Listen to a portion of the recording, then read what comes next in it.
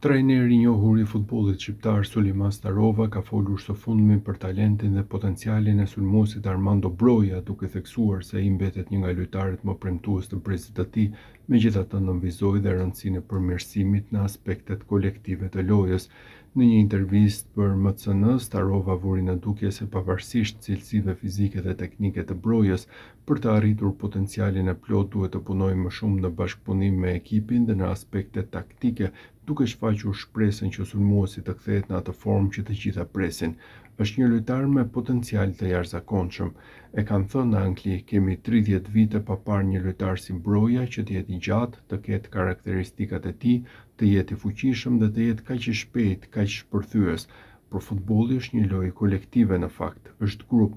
Nuk duhet të jesh i mirë vetëm në 1-1 dhe në mbajtjen e topit, por të punosh dhe në lojën pa top, të hapësh hapësira për shokët e ekipit.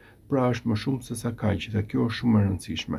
Kanë kaluar 4 vite në të njëjtën gjendje, ne urojmë që Broja të reagojë dhe të kthehet atje ku të gjithë ne e presim.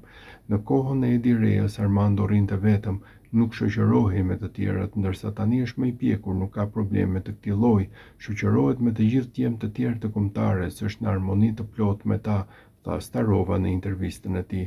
Aktualisht Armando Broja është duke kërkuar për një destinacion të mirë pasi gjasat janë që Chelsea të mos e ketë në plane për sezonin e ri.